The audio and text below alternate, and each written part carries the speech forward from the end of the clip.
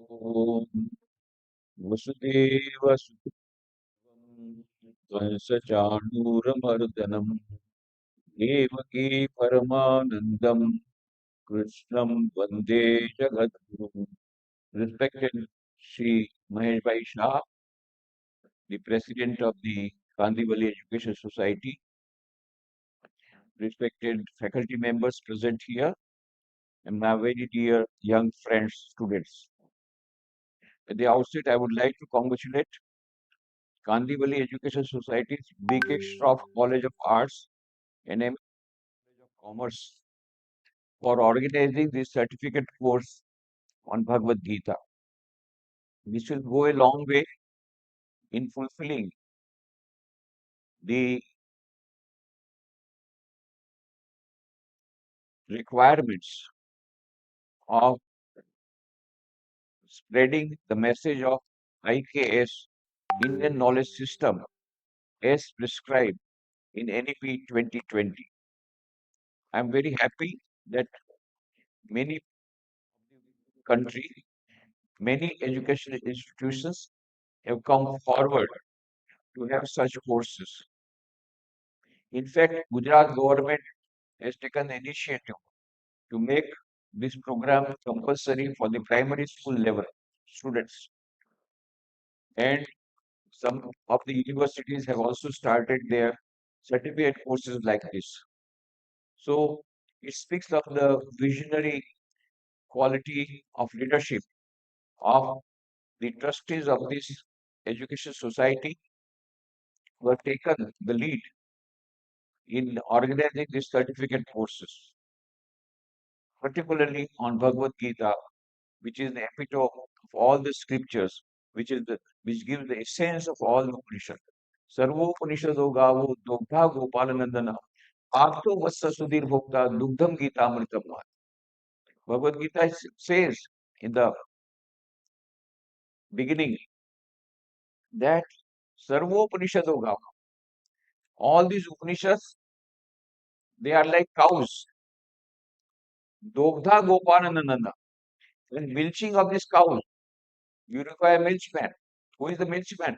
Who can be there? Nanda Nandana. Sri Krishna himself is milking the cow. But the cow does not give milk as it is. There has to be a calf in front. Then only it will give milk. Who is the calf? Arjuna is the calf. So Arjuna has been made the representative of all of humanity for giving this eternal and immortal message of Bhagavad Gita. So Dugdham Gita Amritam. Gita is the Amrita, nectar of milk, which is coming out from the cow. What is the cow? Upanishads. So the gist of the whole of the Upanishad in a very simple way has been given in Bhagavad Gita. And I'm very happy that this course has been started. And I'm very happy also to know that so many students have come forward to take this course on a voluntary basis. So I congratulate all the students here for participating in this course. And today is the last day. And last about the last chapter. And that is the 18th chapter of Bhagavad Gita. Already you have listened to the 17th chapter. So you know all about Bhagavad Gita, its importance, particularly for the students, all that you know. And the name is Moksha Sannyas Yoga.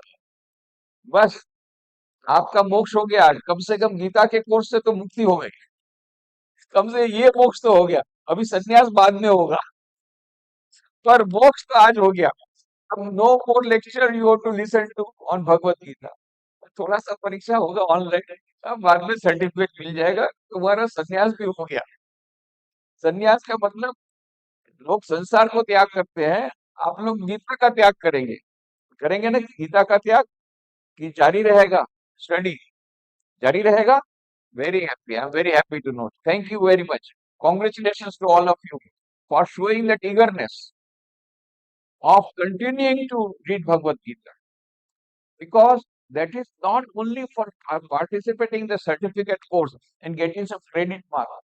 It is important for our life, because in life what we want, जीवन में हम क्या चाहते हैं, ये हमको ठीक रखना पड़ेगा. What we want.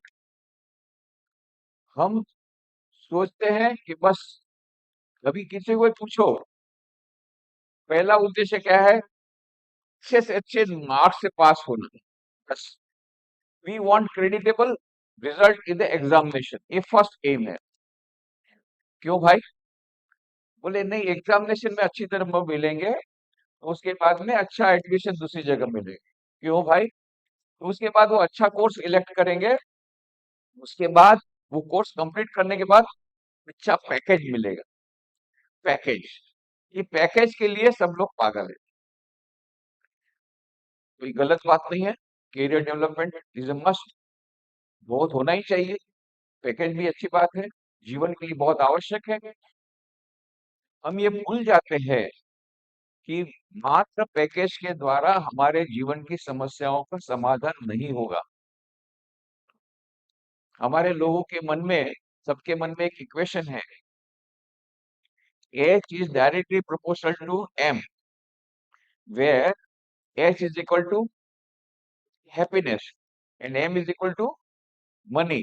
जितना पैसा आएगा उतने सुख और शांति हमको मिल जाएगी, ये हम लोग एज्यूम करते हैं.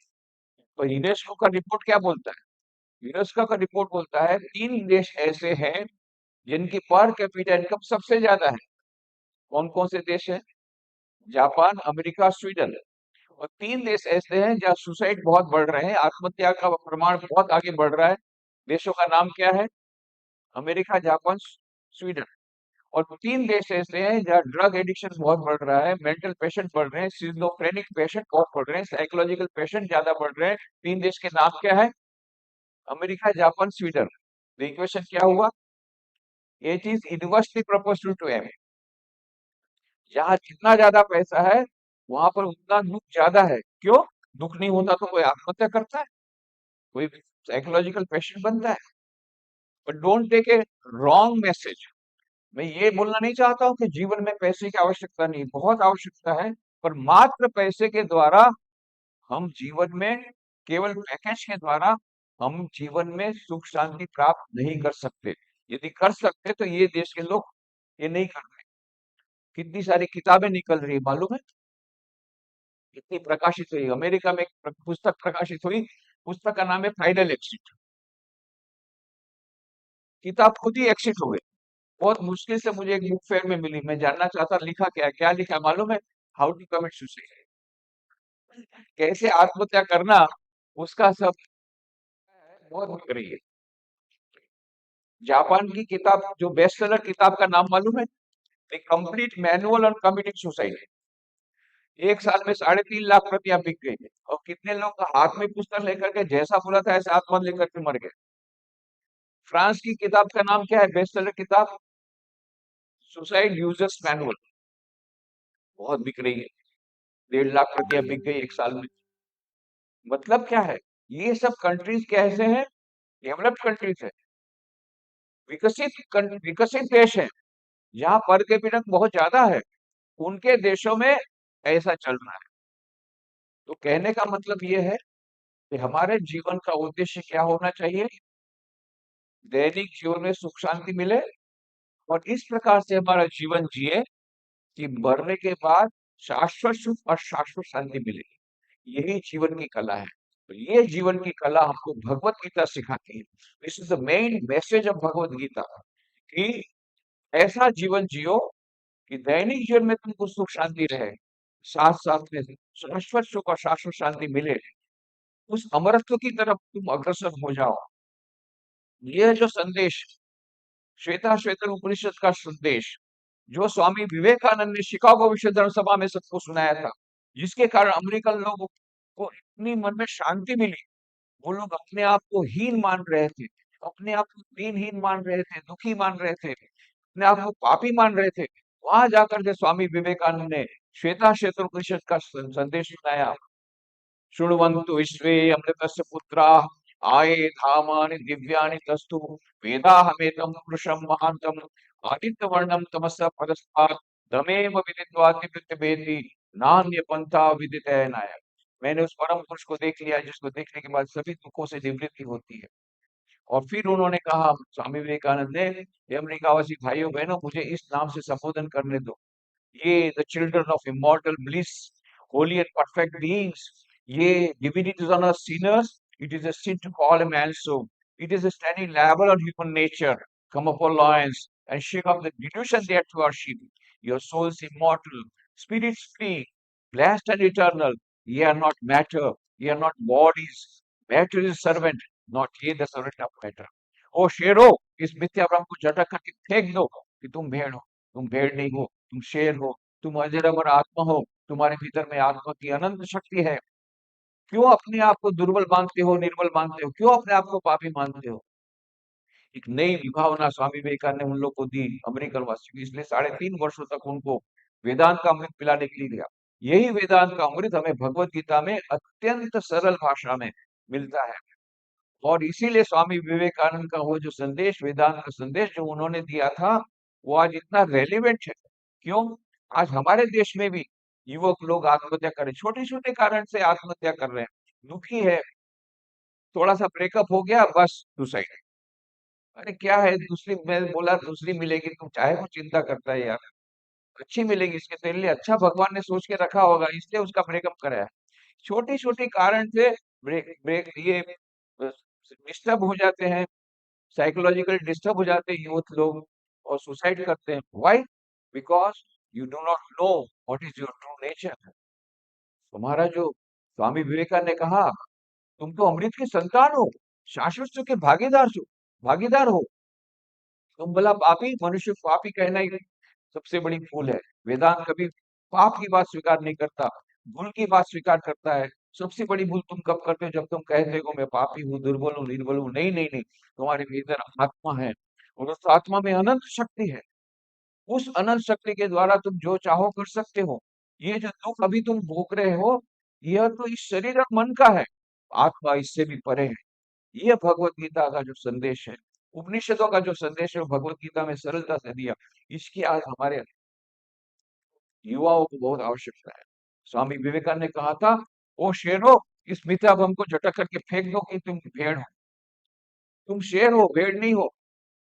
बहुत सुंदर कहानी बोलते थे। भेड़ों का झुंड जा रहा था जंगल में। एक शेरनी उस भेड़ों के झुंड को पार करने के लिए उसने छलांग लगाई। छलांग लगाई तो उस समय वो गर्भवती थी, तो उसके गर्भ में एक छोटा बच्चा था। वो उसपे बीच में गिर गया और शेरनी तो उस पार जाकर के गिर गई और बाद में तड़पने लगी। क्यों? गर्भपात हो गया, छोटा बच्चा चला गया, बाद में मर गई। ये शेरनी का बच्चा रोने लग गया। क्यों? उसकी माँ मर गई थी। तो शेर जो भेड़ों की माँ थी उसको दया आ गई, तो भेड़ों की माँ ने उसका लालन पालन शुरू किया। अब ये शेरनी का बच्चा भेड़ों के साथ जाता है, भेड़ों के साथ खेलता है। भेड़ क्या खाते हैं? घास। ये भी घास खाने लग गया और भेड़ क्या बोलती है? बै बै। ये भी बै बै बोलने लग गया। धीरे धीरे बड़ा हो गया, तो जाता है भेड़ के साथ, खेलता है भेड़ के साथ, खाता है घास, बोलता क्या है? मैं। दूसरा बड़ा शेर आया, उसने देखा दूर रास्ते पर से बहुत सारी भेड़ें जा रही हैं, बै बै करते।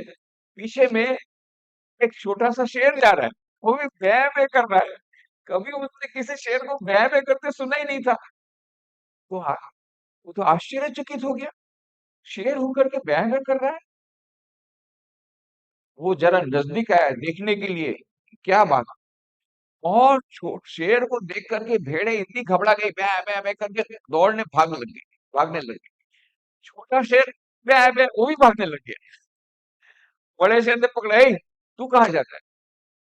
तू तो मेरे समान शेर है, तू मुझसे क्यों डरता है? ये तो भेड़े हैं इसलिए मुझसे डरती है, और तू तो मेरे समान शेर है, तू क्यों डरता है?" छोटे शेर ने क्या कहा? "मैं मैं मैं तो भेड़ हूँ, भेड़। मैं शेर नहीं हूँ।" बड़े शेर ने कहा, बेवकूफ, तू शेर हो गया अपने आप को? भेड़ बोलता है तू शेर है शेर। ये छोटा शेर और भी घबरा गया, फिर रोने लग गया, बे बे बे बे, मैं तो भेड़ हूँ। कितनी बार उसको कहा, माना नहीं वो। अब बड़े शेर को गुस्सा है, पकड़ा उसको, गले से पकड़ के घसीट करके तालाब के किनारे, देख ये तालाब में पानी में देख, मेरी परछाई देख, मेरी परछाई देख, तेरा चेहरा मेरे समान है, शेर के समान या भेड़ के समान, देख। तब छोटे शेर ने देखा, अरे मेरा चेहरा तो शेर के समान है, भेड़ के समान नहीं है। बस अब समझ गया, अब मैं करना बंद कर, मेरे समान गर्जना कर, गर्जना कर, चल अब तो जंगल का राजा हो गया। जंगल का राजा हो गया। स्वामी विवेकानंद इस कहानी को बता के सुना के बताते थे, कहते थे, पूछते थे, देखो ये शेर तो पहले से शेर था ना, छोटा वाला, कि नया बना? पहले से था। क्यों बे बे करता था? भूल गया था कि मैं शेर हूं। बस बोले यही बात हमारी है, हम सबके भीतर आत्मा है, दिव्य आत्मा। क्या है? दिव्य आत्मा। उसमें अनंत शक्ति है। कितनी शक्ति? ऐसी अनंत शक्ति वाला आत्मा किसमें है? प्रत्येक मनुष्य में है। कठोपनिषद में क्या कहा? एषा सर्वेषु भूतेषु गुणो आत्मा न प्रकाशते दृष्टते तग्रया बुद्धिया सूक्ष्मया सूक्ष्मदर्शिनी। प्रत्येक मनुष्य के भीतर में वो दिव्य आत्मा है। प्रत्येक मनुष्य के भीतर में, irrespective of caste, creed, colour, religion, nationality, प्रत्येक मनुष्य के भीतर में वो दिव्य आत्मा है। एष सर्वेषु भूतेषु, वहां ब्रैकेट नहीं लगाया, सर्वेषु भूतेषु, ब्रैकेट नहीं लगा माइनस सो एंड सो, नहीं। एष सर्वेषु भूतेषु गुणो आत्मा न प्रकाशते। वो आत्मा जो है वो छुप करके बैठा हुआ है, भीतर में ही है, भीतर में है, छुप करके बैठा है, पर दिखता नहीं है। क्यों छुप करके बैठा है? तो फिर प्रमाण क्या है? जब नहीं दिखता है तो दृश्यते, किसी किसी ने देखा है, किसी ने उसको, उसकी अनुभूति की है।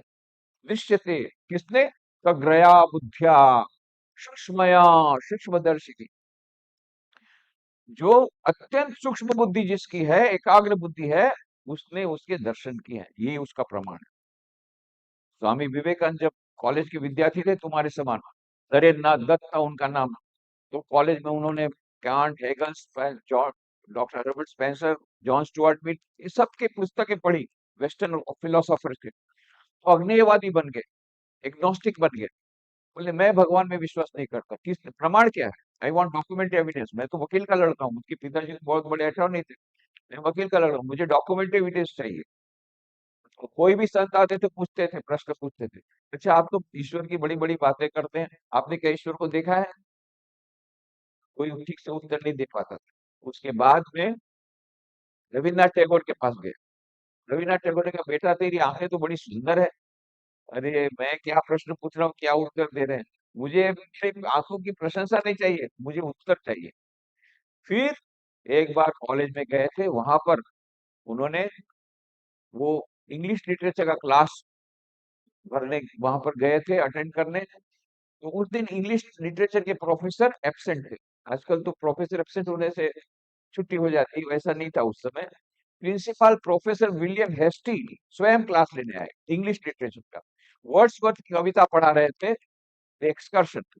और उसमें एक ऐसी बात आती है कि प्रकृति का सौंदर्य देख करके जो कवि है वो अत्यंत अति चेतन अवस्था में चला जाता है, समाधि अवस्था में चला जाता है, सुपर कॉन्शियस स्टेट में चला जाता है। विद्यार्थी पूछे सर ऐसा संभव है कि कोई समाधि में चला जाए?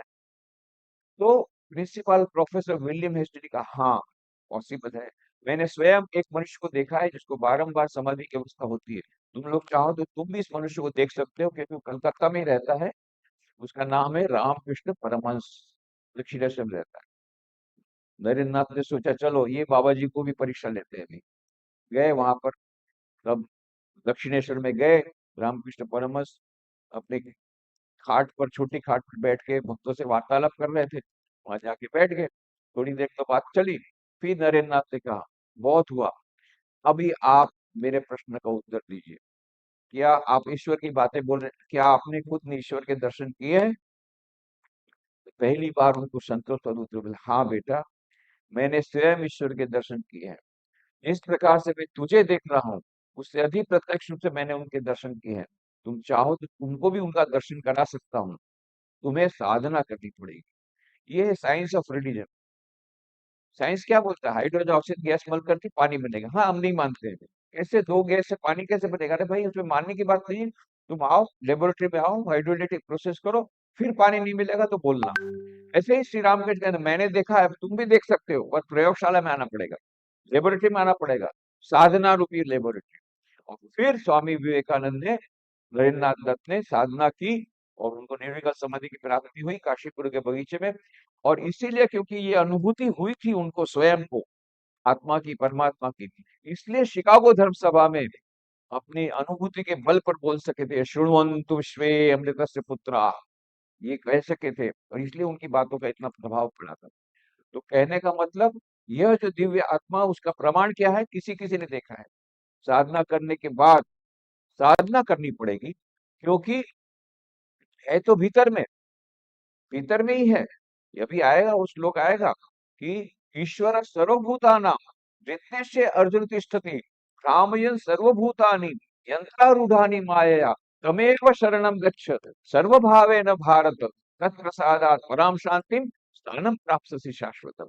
भगवान श्री कृष्ण बोलेंगे अंत के भाग में, 18वें अध्याय में, हे अर्जुन, क्या बोलते हैं भगवान श्री कृष्ण? ईश्वर सर्वभूतानां, सभी भूतों में, सभी मनुष्यों में ईश्वर विराजमान है। कहाँ पर? हृदय में विराजमान। हृदय से अर्जुन तिष्ठति, ईश्वर सर्वभूतानां हृदय से अर्जुन तिष्ठति भ्रामयन् सर्वभूतानि यंत्रारूढ़ानि माया। जैसे मशीन मशीन ऑपरेटर मशीन को चलाता है, ऐसे भीतर में बैठ करके मनुष्य को वह चलाता है, या मनुष्य को प्रेरणा देता है कार्य करने के लिए। ईश्वर सर्वभूतानां हृदय से अर्जुन तिष्ठति भ्रामयन् सर्वभूतानि यंत्रारूढ़ानि माया तमेव शरणं गच्छ सर्वभावेन भारत। उनकी शरण में आ जा, उसने तुमको सभी प्रकार से, उनके शरण में आ जा।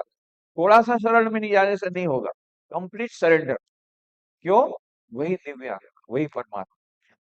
तमेव शरणं गच्छ सर्वभावेन भारत तत्प्रसादात्, उनकी कृपा से पराम शांति, परम शांति मिलेगी। शाश्वत, तत्पर तत्प्रसादात् पराम शांति स्थान प्राप्त शाश्वतम, शाश्वत पद की प्राप्ति होगी। अभी जो प्राइम मिनिस्टर बन गए, चीफ मिनिस्टर बने, कोई भी मिनिस्टर हो, कि कहीं के प्रेसिडेंट बने, कि कहीं के चेयरमैन बने, कि कहीं के कोई भी आपको पोजीशन मिली, वो पद क्या है? अशाश्वत है। 5 साल के लिए, 2 साल के लिए, फिर इलेक्शन होगा। पर ये जो मिलेगा वो शाश्वत पद है। जो भगवान के चरण मिलेंगे, वो शाश्वत पद, वो स्थान, ये उनके शरण में जाने से होगा। तो ये जो डॉक्यूमेंट्री एविडेंस जो हमारे उपनिषदों में बताया, गीता ने जिसके बात की कि प्रत्येक मनुष्य के हृदय में विराजमान। इसीलिए कबीर ने कहा, मुझको कहाँ से ढूंढे बंदे, मैं तो तेरे पास में, खोजोगे तो अभी मिलूंगा, पल भर की तलाश। यहीं पर है। हम लोग शांति की खोज रहे हैं, शांति सोच रहे हैं लेटेस्ट मॉडल की कार में, लेटेस्ट मॉडल के मकान में, लेटेस्ट मॉडल के ड्रेस में। पर मिलती है? हाँ मिलती है, पर टिकती नहीं है। जहां पड़ोस में दूसरी लेटेस्ट मॉडल की कार आई, तो बस शांति चली गई। तो क्या है? शाश्वत शांति नहीं मिलती। तो इसलिए कहा, मोको कहाँ तू ढूंढे बंदे, मैं तो तेरे पास में, खोजोगे तो अभी मिलूंगा, पल भर की तलाश में। शांति की खोज में सभी लोग हैं, पर हमको शांति मिल नहीं रही है। मालूम है, happiness industry is the fifth largest industry in the world today. Fifth largest industry in the world, happiness. लोग हैप्पीनेस के लिए पीछे पागल है, उसके लिए जो सेमिनार होते हैं, उसके लिए जो कार्यक्रम होते हैं, उसके लिए जो दूसरे मेथड अपनाए जाते हैं। तो हैप्पीनेस इंडस्ट्री, वेलनेस इंडस्ट्री, ये पूरी फिफ्थ लार्जेस्ट इंडस्ट्री हो गई। इतना पैसा कमाते, दूसरों को सुख मिलेगा कि नहीं पता नहीं। जो जो वहां पर जाने से सेमिनार में सुख मिलेगा कि नहीं, पर जो सेमिनार आयोजन है उसको तो सुख मिलेगा, तुरंत पैसा मिल जाएगा। इतना सारा बढ़ रहा है, क्यों? शांति नहीं मिल रही। प्रयत्न कर रहे हैं शांति प्राप्त करने के लिए, इतना सारा, शांति नहीं मिल रही। क्योंकि क्यों नहीं मिल रही है? They are searching at the wrong place.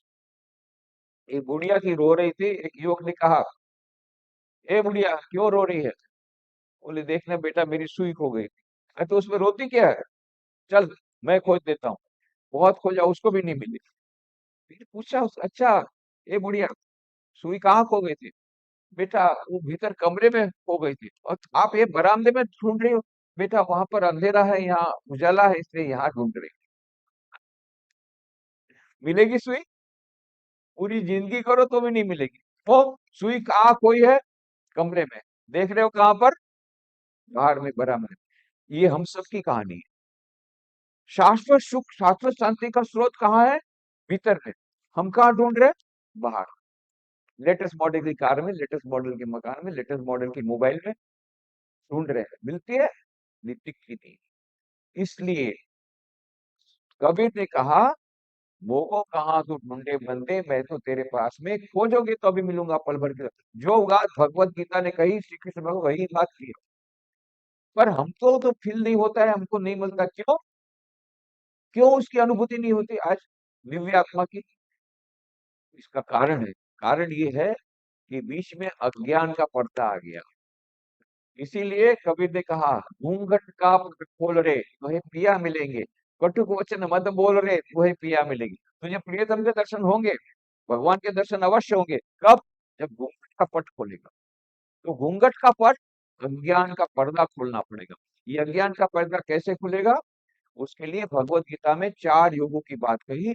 और जो भगवत गीता में बात कही, उसको स्वामी विवेकानंद ने अत्यंत सरल शब्दों में राजयोग के ग्रंथ में कहा, each soul is potentially divine, the goal of human life is to manifest this divinity within by controlling nature external and internal. Do this either by work or worship or psychic control or philosophy. By one or more or all of these and be free. This is the whole of religion. Doctrines, dogmas, rituals, temples, churches, mosques are but secondary details. कहा प्रत्येक मनुष्य के भीतर में दिव्यता विराजमान है। Potentially divine, each soul, every human being, सबके भीतर में दिव्यता विराजमान है। परंतु सुषुप्त रूप से विराजमान है। उसको जागृत करनी पड़ेगी, उसको मैनिफेस्ट करना पड़ेगा। It is potentially divine, but it has to be manifested. प्राप्त नहीं करना है, इंपोर्ट नहीं करना है भीतर में है, उसको मैनिफेस्ट करना है। How to manifest it? By controlling nature external and internal, बाह्य और अंतर प्रकृति को वशीभूत करके। वो कैसे होगा? 4 उपाय बताए, राजयोग ध्यान, भक्ति योग प्रार्थना, ज्ञान योग सत असत का विचार, विचार करना, श्रवण मन निधि ध्यान, और कर्म योग या सेवा योग, निस्वार्थ सेवा। जो कुछ भी काम करते हैं उसको निस्वार्थ भाव से करना, आसक्ति रहित करना। सबसे पहले ही त्याग की बात है। तो ये हम लोग देखेंगे बाद में। मुख्य बात है कि ये भगवत गीता में सबसे पहले त्याग की बात कही, पर वो जो त्याग है श्री कृष्ण के अनुसार, वो आसक्ति का त्याग है। ईशा वास्यमिदम सर्वम यत्किंच जगत्याम जगत तेन तक्तेन भुंजिता माग्रत कस्य सिद्धनम। ईशावास्य का श्लोक है कि पूरा सब जगह, वो पूरा सारा विश्व उसी दिव्यता से ओतप्रोत है। ईशा वास्य मिदम सर्वम यत्किंच जगत्याम जगत, सारे जगत में हो आपके। तो इसलिए क्या करो? ईशा वास्य मिदम सर्वम यत्किंच जगत्याम जगत तेन तेन, त्याग के द्वारा उसका भोग करो। अरे भोग, त्याग के द्वारा भोग कैसे करूंगा? मेरी लेटेस्ट मॉडल की कार का त्याग करूंगा तो मुझे कैसे, मुझे भोग, मैं भोग कैसे करूंगा? दोनों एक साथ नहीं हो सकता है। पर यहाँ त्याग किसका करना है? पदार्थों का त्याग नहीं करना है, धन संपत्ति का त्याग नहीं करना है। त्याग किसका करना है? आसक्ति का त्याग करना है, स्वार्थ परायणता का त्याग करना है। ये हमको समझ लेना पड़ेगा। ये भगवान श्री कृष्ण ने अच्छी तरह उसको बताया है कि सच्चा त्याग क्या है। तो इस भगवत गीता के 18वें अध्याय में हमको सब कुछ मिलेगा, सच्चा त्याग क्या है और किस चीज का हमको त्याग करना है, और किस प्रकार से हम उस दिव्य आत्मा को अपने मैनिफेस्ट कर सकते हैं। तो ये राजयोग, भक्ति योग, ज्ञान योग, कर्म योग, चारों की चर्चा आज के, इसके पहले 17 अध्याय आपने समाप्त कर ली। उसमें ध्यान योग भी आया था, कर्म योग भी आया था, ज्ञान योग भी आया था। आपने सभी अध्याय की चर्चा कर ली। ये है, भी क्लाइमेक्स आ रहा है। फिर से सारा का सारा समराइज करके अभी जिस दे रहे हैं 18वें अध्याय में, और मोक्ष संन्यास की बात कर रहे हैं। हाईएस्ट नॉलेज अभी दे रहे हैं अर्जुन को श्री कृष्ण भगवान। और मानो क्लाइमेक्स यहाँ पर क्रिएट कर रहे हैं। और पूरा हमको इस पे कल्बिनेशन है। It is a culmination of knowledge, culmination of all the four yoga in a very simple way. बहुत सरलता से भगवान श्री कृष्ण हमको ये सब समझाएंगे। तो हम लोग ये बहुत सारी चर्चा अभी बाकी है, देखते हैं धीरे धीरे आगे आगे बढ़ेंगे तो देखते जाएंगे। नेक्स्ट करो। तो 8वें अध्याय में ये पहला प्रश्न है। अर्जुन उवाच संन्यासस्य महाबाहो तत्त्वमिच्छामि वेदितुं त्यागस्य च ऋषिकेश पृथक केशिनि सूदन। अर्जुन ने कहा, हे महाबाहो, हे ऋषिकेश, हे केशिनी सूदन, मैं संन्यास और त्याग का तत्व अलग अलग जानना चाहता हूँ। कई लोगों के मन में प्रश्न होता है कि संन्यास है क्या। संन्यास का मतलब होता है सम्यक पूर्णेव न्यास, मतलब संपूर्ण त्याग। तो कोई ये जो त्याग है और ये संन्यास, ये दोनों में अंतर क्या है, ये अर्जुन जानना चाहते हैं। नेक्स्ट।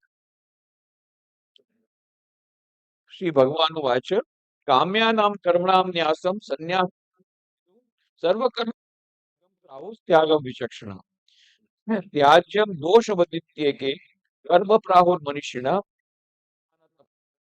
त्याज्यम इति चापरे। तो क्या क्या कहा भगवान ने। कई विद्वान काम्य कर्मों के त्याग को संन्यास कहते हैं और कई विद्वान संपूर्ण कर्मों के फल के त्याग को त्याग कहते हैं। विद्वान कहते हैं कि कर्मों को दोष की तरह छोड़ देना चाहिए और कई विद्वान कहते हैं यज्ञ दान और तत्व कर्मों का त्याग नहीं करना चाहिए। यहाँ भगवान श्री कृष्ण ने बाकी लोगों का ओपिनियन बताया। फिर कहते हैं, अर्जुन ने पूछा होगा, भाई तो आपका ओपिनियन क्या है। ये सब अलग अलग ओपिनियन बोल रहे हैं त्याग के बारे में, संन्यास के बारे में, आपका ओपिनियन क्या है। तब नेक्स्ट फिर बोलते हैं, निश्चयम शृणु में तत्र त्यागे भरत सत्तम त्यागो ही पुरुष व्याघ्र त्रिविधा संप्रकीर्तित। हे भरत वंशियों में श्रेष्ठ अर्जुन, तो संन्यास और त्याग इन दोनों में से पहले त्याग के विषय में मेरा निश्चय सुन, क्योंकि हे पुरुष श्रेष्ठ त्याग 3 प्रकार का कहा गया है। नेक्स्ट। यज्ञ दान तप कर्म न त्याज्यम कार्य में न कार्यमेव तत् यज्ञोदानम तपश्चैव पावनानि मनीषिणाम। ये भगवान श्री कृष्ण बोलते हैं, मेरा मत क्या है, मेरा ओपिनियन बताता हूँ। यज्ञ दान और तप रूप कर्मों का त्याग नहीं करना चाहिए। You must study well. ये जो तुम्हारा नित्य कर्म है करना चाहिए, अच्छी तरह पढ़ाई करनी चाहिए। एज ए स्टूडेंट आप शिक्षक है तो अच्छी तरह पढ़ाई नहीं करना चाहिए, ये आपका स्वधर्म है। तो यज्ञ दान और तप कर्म न त्याग, यज्ञ दान तप कर्म न त्याज्यम कार्य में। तप क्या है। तप इज ऑस्टेरिटी। आप जो कठोर परिश्रम करते हैं, रात को सोने की बहुत इच्छा होती है, फिर भी आप जग करके परीक्षा के लिए तैयारी करते हैं, ये तप है स्टूडेंट के लिए। यही तप है। तप मतलब कोई लोग सोचते हैं कि भाई एक पैर खड़ा रहना जंगल में जाकर के, वो केवल तप नहीं है। तप है, रियल तप है कंसंट्रेशन ऑफ माइंड, मन को नियंत्रित करना, ये असली तपस्या है। खास करके विद्यार्थियों के लिए तपस्या की बड़ी आवश्यकता है। तो और यज्ञ क्या है। यज्ञ पुराने जमाने में यज्ञ में आहुति देते थे, हवन करते थे। यज्ञ सेवा यज्ञ भी हो सकता है। एक कोई आई कैंप हो रहा है, उसमें आप अपनी सेवा दे रहे हैं, कई लोगों को आंखें मिल रही है, दूसरी कोई सेवा आप दे रहे हैं, तो यज्ञ जो सेवा यज्ञ में भी ये दे रहे हैं वो भी। तो दान, दान का बड़ा महिमा है चैरिटी का। तो दान यदि दे रहे हैं तो समझते हैं कि भाई मेरे पास तो पैसा नहीं, मैं क्या दान दूंगा। नहीं, दान केवल पैसे से नहीं होता, तन मन धन से दान होता है। तन तो दे सकते हो, हफ्ते में 1 घंटा समाज सेवा निकाल सकते हो। जो एनएसएस वाले स्टूडेंट है वो निकालती हैं, वो तो as a part of their syllabus. पर वो सेवा थोड़ा करते हैं। तन से तो सेवा कर सकते हो, मन से सेवा कर सकते हो, दूसरों के लिए प्रार्थना कर सकते हो। सर्वे भवन्तु सुखिनः, सर्वे सन्तु निरामया, सर्वे भद्राणि पश्यन्तु मा कश्चित् दुःख भाग् भवेत्। ऐसी प्रार्थना तो रोज कर सकते हो, ये भी सेवा है दूसरों की। तो ये निस्वार्थ सेवा। तो कहते हैं यज्ञ दान तप कर्म न त्याज्यम कार्यमेव तत् यज्ञोदानम तपश्चैव पावनानि मनीषिणाम्। यज्ञ दान और तप कर्मों का त्याग नहीं करना चाहिए, प्रत्युत उनको तो करना ही चाहिए, क्योंकि यज्ञ दान और तप ये तीनों ही कर्म मनुष्यों को पवित्र करने वाले हैं। नेक्स्ट। एतन्यापि तु कर्माणि संगम त्यक्त्वा फलानि च कर्तव्यानि इति मे पार्थ निश्चितं मतमुत्तमम्। हे पार्थ, पूर्वक यज्ञ दान और तप इन कर्मों को तथा दूसरे भी कर्मों को आसक्ति और फलों का त्याग करके करना चाहिए। यह मेरा निश्चित किया हुआ उत्तम मत है। ये अंतिम मत बताया उन्होंने। क्या कहा? यज्ञ दान और तप इन कर्मों को तथा दूसरे भी कर्मों को मतलब जो आपका स्वधर्म है। आप स्टूडेंट है तो पढ़ाई आपको करनी ही चाहिए। पढ़ाई का त्याग मत करो। बोले भगवत गीता में क्या सुना? त्याग करो तो हमने पढ़ाई का त्याग कर दिया, परीक्षा का त्याग कर दिया, हमने ड्रॉप ले लिया। अरे भैया, त्याग किसको बोलते हैं पहले से देखो तो सही, उसको समझो तो सही। परीक्षा का त्याग नहीं करना है, ड्रॉप नहीं लेना है, डर नहीं जाना है, मुकाबला करना है। द्वितीय अध्याय में कहा था भगवान श्री कृष्ण ने, कई लोग ड्रॉप ले लेते, अर्जुन ने ड्रॉप लेना चाहा था, रथ में बैठ गया, मैं युद्ध नहीं करूंगा। खड़े हो जा, क्लैबम्यास्मगमप क्लैदेमास्मगमपार्थ नहीं तो नहीं उपपद्यते क्षुद्रम हृदय दौर्बल्यम परंतप। खड़े हो जा, युद्ध कर। ये दुर्बलता तुझे शोभा नहीं देती। कापुरुष मत बन। द्वितीय अध्याय में देखा होगा, पढ़ाया हो। तो ये बहुत आवश्यक है कि हम लोग कायर हो जाते हैं। नहीं तो त्याग किस चीज का करना है? आसक्ति का त्याग करना है, स्वार्थपरता का त्याग। इसको खास याद रखना है, किस चीज का त्याग करना है? आसक्ति और फलों का त्याग, कर्मों का फल। कई भी गुड बोलते हैं, अच्छा कर्मों के फल का हम त्याग करेंगे, परीक्षा में यदि हमको अच्छा नंबर नहीं मिलने वाला हो तो हम काय को पढ़ाई करें? अरे भाई मूर्ख मत बन। तुमको ये नहीं कहा कि तुमको परीक्षा का फल नहीं मिलेगा, अच्छी पढ़ाई करोगे तो अच्छा फल मिलेगा ही। कर्म का सिद्धांत ही है, जैसा जैसा करोगे ऐसा पाओगे, जैसा बोओगे ऐसा मिलेगा। इमली का पेड़ बोगे इमली मिलेगी, आम का पेड़ बोगे आम मिलेगा। अच्छे कर्म करो अच्छा फल मिलेगा, वो तो मिलेगा ही। तो तुम्हारी नजर फल पर नहीं होनी चाहिए, फल की आशा का त्याग करो, फल अपने आप आएगा। तुम्हारी नजर, तुम्हारा अटेंशन यदि फल पर रहा तो काम ठीक से नहीं होगा। तुम्हारा अटेंशन कहाँ होना चाहिए? कर्म पर कि फल पर? कर्म पर। फल अपने आप आएगा, उस पर अटेंशन देने से क्या होगा? तो अनु भाकर की बात जानते हो ना? उसको बोला कि आपने ऐसे सक्सेस कैसे कर दिया? तो टेंशन नहीं हुआ, पहली बार में आपने इतना दो दो मेडल ले लिए। तो उसने कहा नहीं, मुझे भी टेंशन हुआ था, पर मैंने उस समय भगवत गीता का श्लोक याद किया। कर्मण्येवाधिकारस्ते मा फलेषु कदाचन मा कर्मफल हेतुर्भुः मा ते संगोऽस्ते अकर्मणि। हे अर्जुन, कर्म में तेरा अधिकार है, फल में कदापि नहीं। तेरा कर्म में कर्म तुझे कर किए जा, पर फल के प्रति तेरी आसक्ति नहीं होनी चाहिए। तो उसने क्या कहा? मैंने फल की आसक्ति के कारण, फिर मैंने सोचा टेंशन क्यों हो रहा है? अभी परीक्षा में लोगों को टेंशन होता है, स्टूडेंट लोगों को क्यों होता है? सिंपल क्वेश्चन, हाय हाय क्या होगा, हाय हाय 90% मिलेगा कि नहीं, हाय परीक्षा में पास होंगी कि नहीं, हाय हाय क्या होगा। ये हाय हाय करते हैं, रिजल्ट के बारे में सोचते हैं, तब टेंशन आता है। रिजल्ट के बारे में मत सोचो, रिजल्ट अपने आप आएगा। ये कहने का मतलब भगवान श्री कृष्ण। तो भगवान श्री कृष्ण ने त्याग का मतलब क्या बताया? किसका त्याग करना है? आसक्ति का त्याग करना है। किसका त्याग करना है? फल की आकांक्षा का त्याग करना है। कर्म का त्याग नहीं करना है, परीक्षा अच्छी तरह से देना है, पढ़ाई अच्छी तरह से करनी है। ये मैसेज हमको मिलता है, और इसके लिए थोड़ा त्याग स्वीकारना पड़ेगा। सोशल मीडिया अभी तुम 24 घंटा चलता है, किसी का 12 घंटा चलता है, किसी 6 घंटा चलता है, उसको थोड़ा कम करना पड़ेगा। त्याग तो करना पड़ेगा। यदि सफलता चाहिए, कितने खिलाड़ी लोगों ने तो ये पूरा बंद ही कर दिया, सोशल मीडिया बंद कर दिया, मोबाइल बंद कर दिया, इंटरनेट बंद कर दिया, व्हाट्सएप बंद कर दिया, इंटरनेट चैटिंग बंद कर दिया थोड़े समय के लिए। थोड़ा त्याग तो करना पड़ेगा यदि सफलता चाहिए तो। तो त्याग, हमको अपने कर्तव्य का त्याग नहीं करना है, कर्तव्य के आड़े जो आता है उसका त्याग करना है। पढ़ाई करते समय हमारा कंसंट्रेशन नहीं रहता। कितने सारे स्टूडेंट को मेन प्रॉब्लम है कंसंट्रेशन, क्यों नहीं रहता है? माइंड डाइवर्ट हो गया है। अरे वो देखा था मैच में, देखा था वो मैच मन में आ रहा है उस समय, वो सब खेल कूद ये मन में आ रहा है, या फिर जो पिक्चर देखा था वो मन में आ रहा है, या उसने मेरे साथ आज क्यों बात नहीं की, 4 बार बात करने की 3 ही बार क्यों बात की। ये सब दूसरी भी जब बातें इधर उधर की आज सोचते हैं, तब कंसंट्रेशन ब्रेक होता है। तो इसलिए मन की एकाग्रता नहीं रहेगी, तो पढ़ाई अच्छी नहीं होगी, पढ़ाई अच्छी नहीं होगी तो जरूर से रिजल्ट अच्छा नहीं होगा। जैसा कर्म वैसा फल। दैट इज वाई उनको आसक्ति का त्याग करना है। किसके प्रति आसक्ति? मोबाइल के प्रति आसक्ति। Who is your greatest friend? Mobile. उसमें से आपको सब मिलता है। And who is your greatest enemy? Mobile. If you don't use it properly, it is the greatest enemy. If you use it properly, greatest friend. क्योंकि उसमें सब कुछ है। अब क्या तुम देखते हो, कितना घंटा देखते हो, ये दो चीज देखना है, quality and quantity, this two are important. तो त्याग किस चीज का करना है? मोबाइल के ओवर यूज का करना है, मैं ना नहीं बोल रहा हूँ।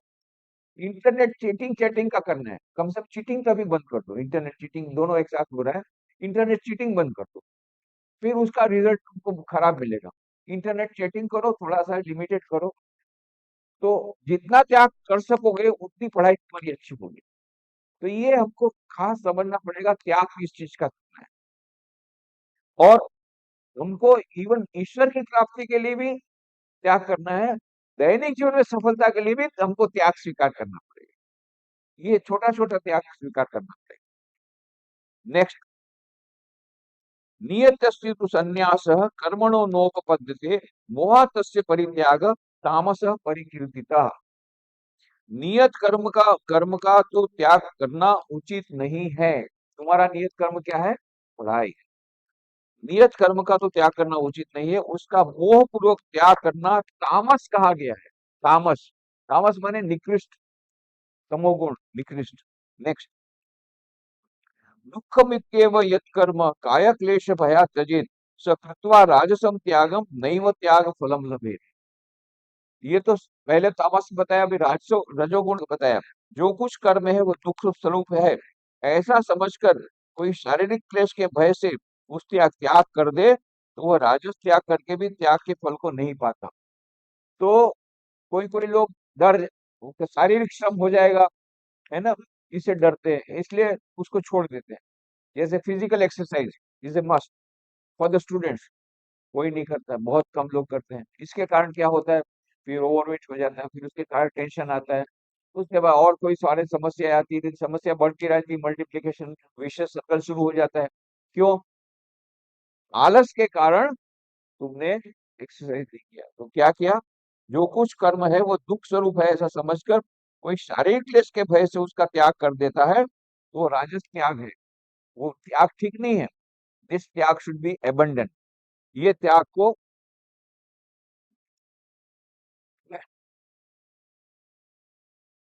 ये त्याग, ये त्याग का त्याग करना है। ये त्याग का त्याग करना है, ऐसा राजसिक त्याग का त्याग करना है। तमोगुणी त्याग का त्याग करना है। नेक्स्ट, कार्य वित्तीय यत् कर्म नियतम क्रियते अर्जुन संगम त्यक्त्वा फलम चैव सत्याग सात्विको मत।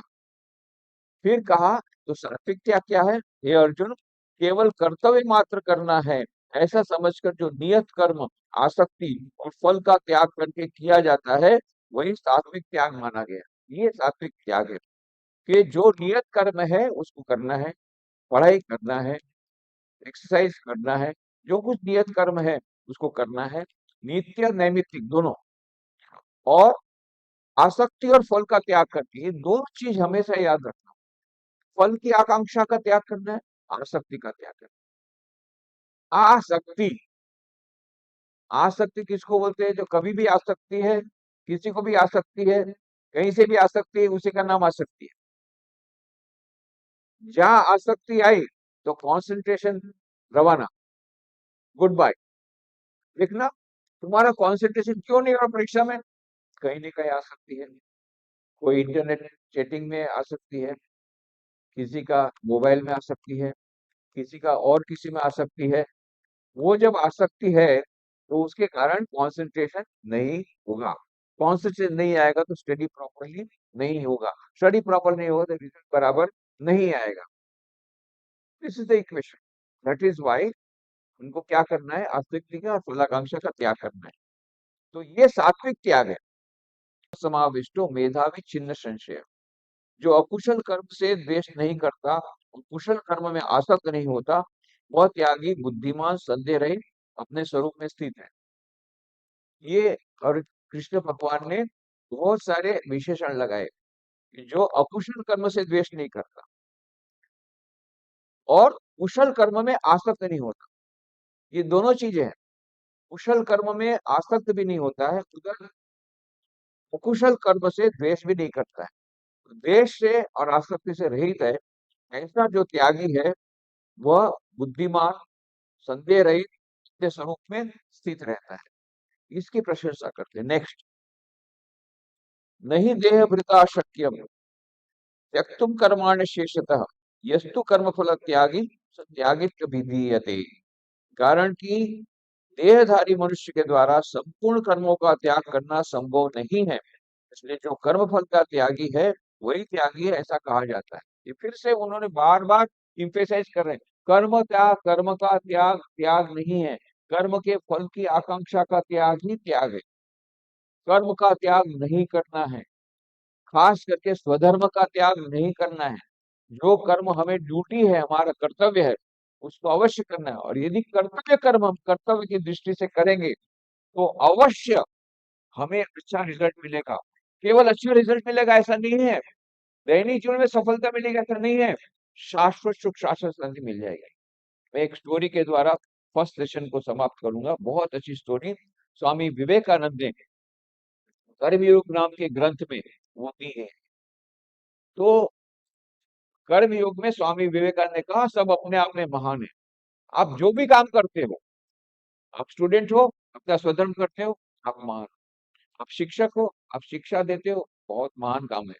उससे that is the greatest most, that is the noblest. मैं तो सोचता हूँ the noblest profession and the greatest profession, the best profession the world is that of a teacher. Teacher is the torch bearer of change. ये किताब में मैंने mathematically prove किया that the greatest profession of a teacher. तो आप teacher हैं, you should be blessed, you feel blessed कि आपको ये महान काम को मिला है। कोई डॉक्टर है, वो भी महान सेवा कर रहा है, लोगों को दुख दूर कर रहा है। तो इसलिए जो भी आपका स्वधर्म है उसको आप यदि निष्ठा पूर्वक करते हैं, उसी से आपको परफेक्शन मिल जाएगा।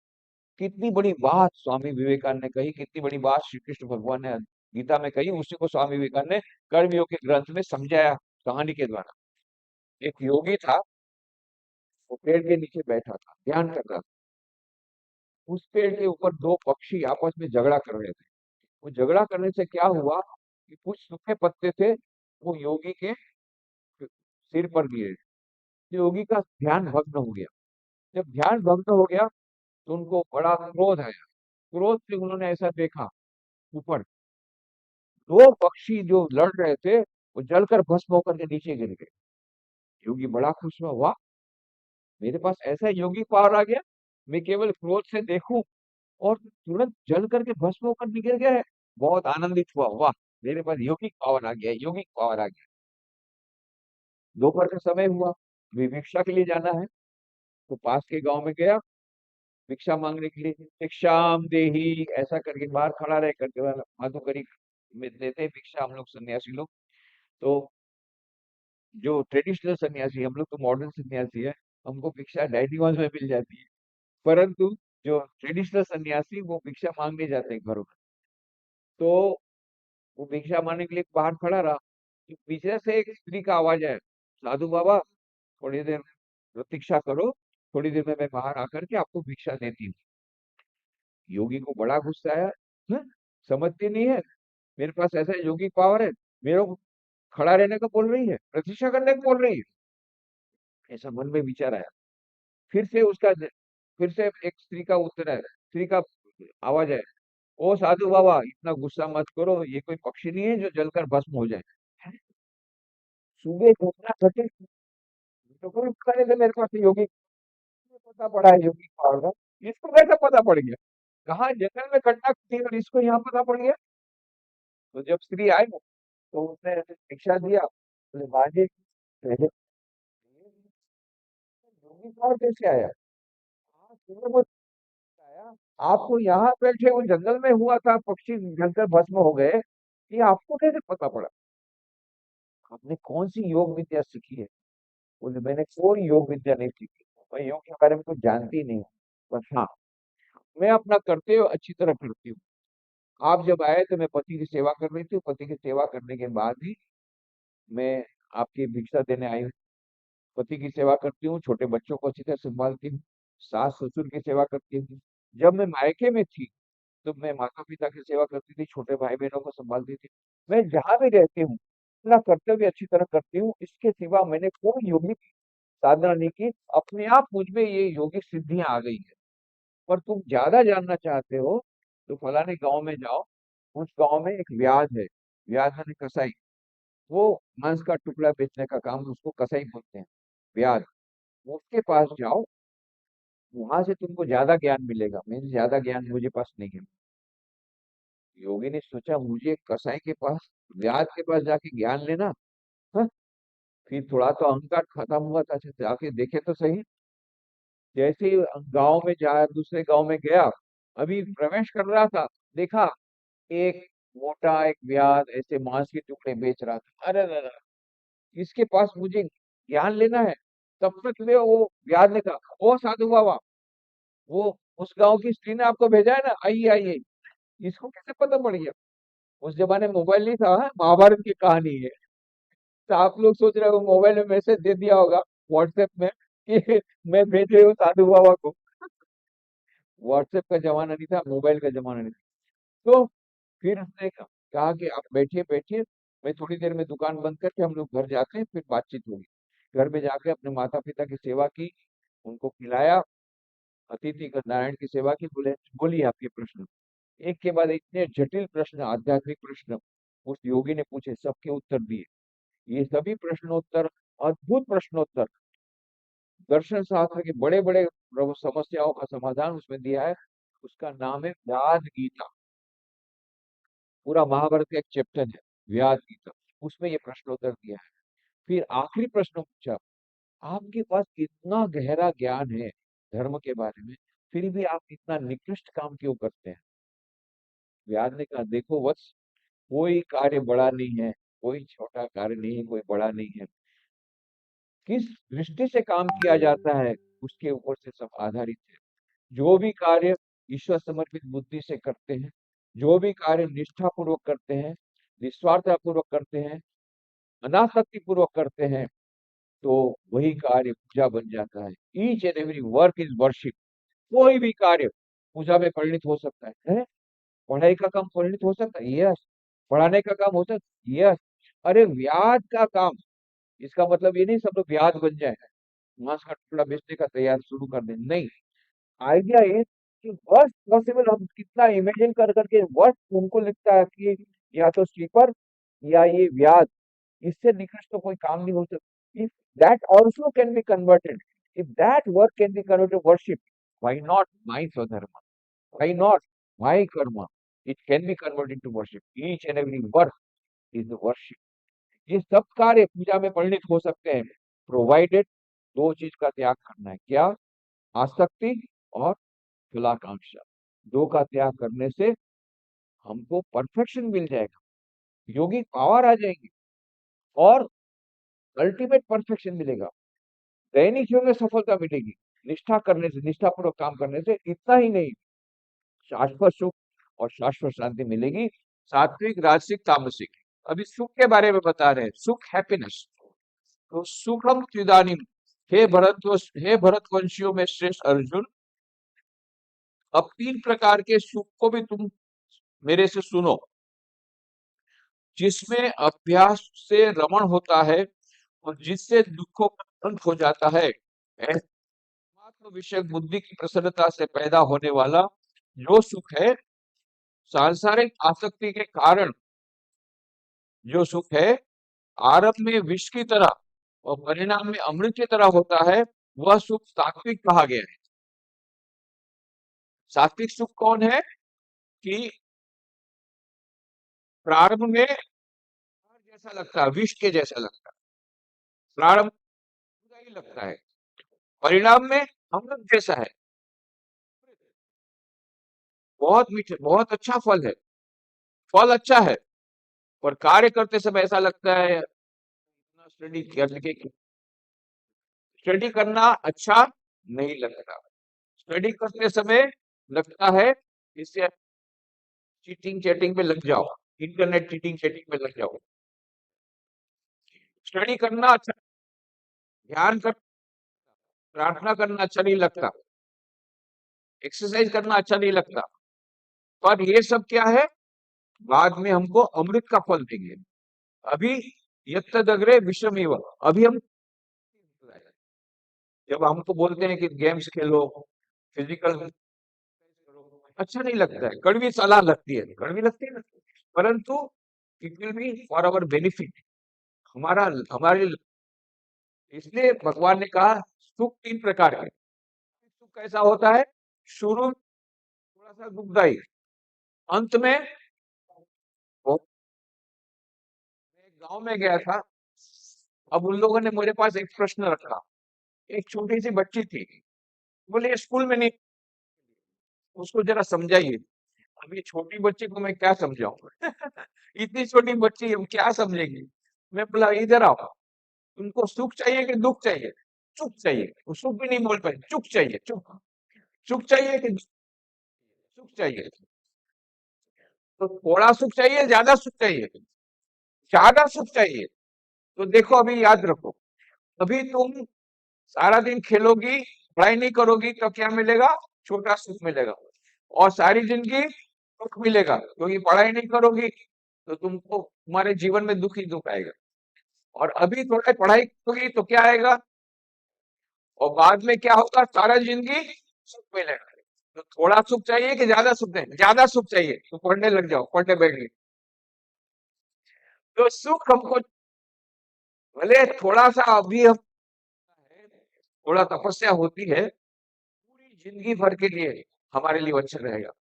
चाहे हमको अच्छा लगे ना लगे, हमको स्टडी करना है, अच्छा लगे ना लगे हमको एक्सरसाइज करना है, अच्छा लगे ना लगे हमको मेडिटेशन करना है, बाद में वो मेडिटेशन हमको blessing, once you cross this it will be blissful for us. तो इसलिए ये सात्विक सुख कहा, फिर कहा विषयेंद्रिय संयोगात यत्तग्रे अमृतोपमम परिणामे विषमिव सुखम राजसम स्थितम। ये अर्जुन, जो संसर्ग में आने के बाद जो सुख मिलता है वो कैसा है, प्रारंभ में अमृत जैसा लगता है, बहुत अच्छा लगता है, रसगुल्ला खाना, क्या मजा आता है, आइसक्रीम, इंद्रियों के संयोग से हो रहा है ना, लेटेस्ट मॉडल की मोटर बाइक, क्या मजा है, नई बाइक आ गई, वाह वाह वाह, पर परिणाम में अमृत रूप संयुगात यत्तग्रे परिणाम में विषमिव सुखम राजसम स्मृतम। ये राजसिक सुख कैसा है, शुरुआत में तो बहुत अच्छा लगता है, बाद में दुखदाई है, जैसा तुमने लेटेस्ट मॉडल की कार खरीदी, क्या आनंद आया कार में घूमे, और बाद में मंथ के एंड में जब बैंक का स्टेटमेंट आया कि 30 लाख रुपया लोन लेना पड़ा, तो इसीलिए स्वामी विवेकानंद ने बहुत अच्छी बात कही, happiness comes to a man fearing the,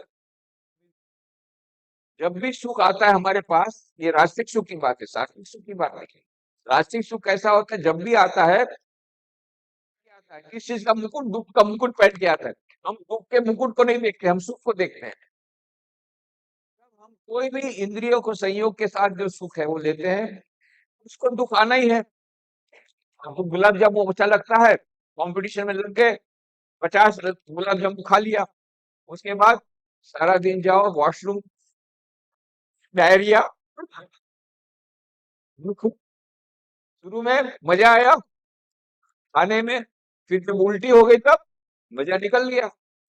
तो कोई भी इंद्रिय अगर जन्य सुख है, शुरू में बहुत अच्छा लगता है, परिणाम में विषम ही वो, सात्विक सुख कैसा है, परिणाम में अमृत को, ये क्या है, शुरू में और बात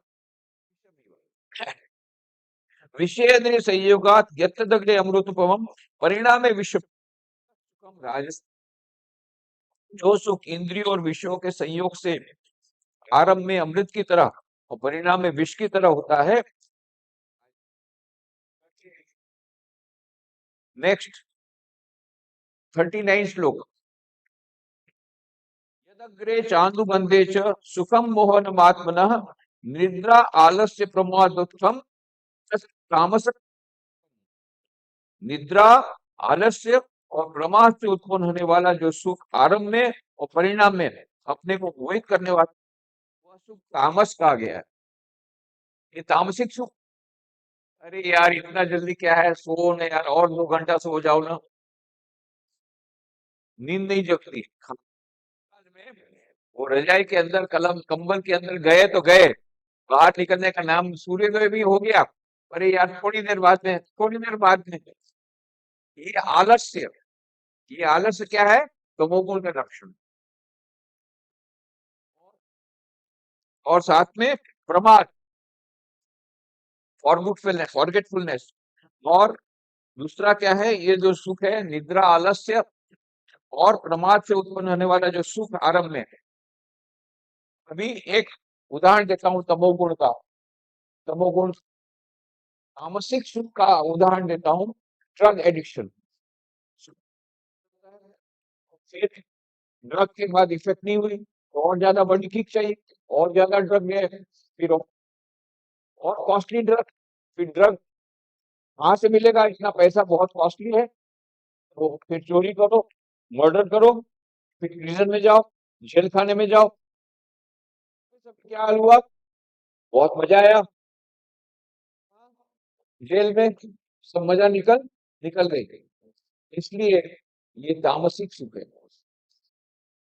तामसिक और राजसिक सुख को त्याग करके सात्विक सुख की ओर जाना है। This is a big message from Bhagavad Gita for the youngsters. Students के लिए बहुत बड़ा मैसेज है। यदि हम सचमुच में अपने जीवन में सुख चाहते हैं, सच्चा सुख चाहते हैं, लॉन्ग टर्म हैप्पीनेस, कौन सा हैप्पीनेस चाहिए? लॉन्ग टर्म हैप्पीनेस कि शॉर्ट टर्म हैप्पीनेस? तो now remember the equation. If you want long term happiness, you have to work for a long time. If you want short term happiness, you have to work for a short time. यदि long term happiness चाहिए तो आरंभ में विषमी व ऐसा कार्य करना पड़ेगा जो परिणाम में अमृत को लेना पड़ेगा। और यदि थोड़ा सा सुख चाहिए चाहिए तो राशि सुख ले लो, सिर पीटो, ड्रग एडिक्शन में हो जाओ, रिहेबिलिटेशन सेंटर में जाओ, पागल हो जाओ, पागल खाने में जाओ, प्रिजन में जाओ, जेल खाने में जाओ। This is what will be the result. So you have to be very, very careful. No, we want happiness. What type of happiness? Long-term happiness, not short-term happiness. We want happiness. इसके लिए हमको प्रयत्न करना है। अभी उसके बाद में ब्राह्मण, क्षत्रिय, वैश्य, इन सब के आज के मॉडर्न कॉन्टेक्स्ट में यही साधारण, बिकॉज इंसान जन्म से क्षत्रिय है, ऐसा जरूरी नहीं कि वो आर्मी में जाएगा। आज ऐसा भी जरूरी नहीं कि जो ब्राह्मण है वो बहुत अच्छा। तो ये जो ब्राह्मण, क्षत्रिय, वैश्य, शूद्र की जो बात कही है भगवान श्री कृष्ण ने उस समय के जमाने, उसमें भी गीता में कहा था, नॉट कर्म विभाग शो। हमारा एप्टीट्यूड क्या है वो इम्पोर्टेंट है, कहाँ हमारा जन्म हुआ, क्षत्रिय वंश में जन्म हुआ कि नहीं हुआ। बट आप में वो बहादुरी है, हिम्मत है, साहस है, तो आप आर्मी में जाइए। और कमर्शियल बुद्धि है, बिजनेस में जाइए। फिर आपको डॉक्टरेट चाहिए तो आप डॉक्टर में जाइए। तो फिर बिजनेस में जाइए तो वैश्य का काम हो गया, तो क्षत्रिय का काम हो गया। आपको पढ़ाना अच्छा लगता है तो ब्राह्मण का काम हो गया, तो आप लेखा ब्राह्मण। और आपको पढ़ाना अच्छा लगता है, विद्या का अर्जन अच्छा लगता है, विद्या के प्रति, सरस्वती के प्रति आपकी बहुत समर्पित बुद्धि है, टीचर का रोल ले लीजिए, आप ब्राह्मण का रोल ले लीजिए। तो कहने का मतलब ये है कि भगवान श्री कृष्ण ने स्वधर्म, आपकी जो ड्यूटी है, ब्रह्म आत्मा न शोचति न कांक्षति सम सर्वेषु भूतेषु मद भक्ति लभते प्राम। वह ब्रह्मभूत अवस्था को प्राप्त प्रसन्न मन वाला साधक न तो किसी के लिए शोक करता है और न किसी की इच्छा करता है। ऐसा संपूर्ण प्राणियों में संभाव वाला साधक मेरी पराभक्ति को प्राप्त हो जाता है। बहुत हाई पराभक्ति, भक्ति और पराभक्ति दो अलग अलग है। एक है अपराभक्ति, प्राइमरी स्टेज की भक्ति, डिवोशन। पराभक्ति, एक्स स्वामी विवेकानंद भक्ति, दो भाग में उनका भक्ति योग है। अपराभक्ति, अपराभक्ति में क्या होता है, हम प्रार्थना करते हैं, मंत्र जाप करते हैं, पूजा पाठ करते हैं, और भक्ति में हम भगवान को प्यार करते हैं और भगवान भी हमको प्यार करते हैं। तो ये है पराभक्ति। इसलिए कहते हैं अवस्था, अवस्था को प्राप्त प्रसन्न, न तो किसी के शोक करता है, न किसी की इच्छा। संपूर्ण प्राणी में संभाव वाला साधक मेरी पराभक्ति को प्राप्त होता है। नेक्स्ट, भक्त्या माम अभिजानाति यावन् यश्चास्मि तत्वतः ततो मां तत्त्वतो ज्ञात्वा ज्ञात्वा विशते तदनंतरम। उस पराभक्ति से मेरे को जो हूँ, जिसको तत्व से जान लेता है तथा मेरे को तत्व से जान तत्काल मेरे में प्रविष्ट हो जाता है। कितनी बड़ी बात है। इतना ही नहीं कि मेरे को जान लेता है, मेरे में प्रविष्ट हो जाता है। मतलब ब्रह्म ब्रह्मैव ब्रह्मविद् भवति, जो उसको ब्रह्म ज्ञान मिला वो खुद ब्रह्म में साथ विलीन हो जाता है।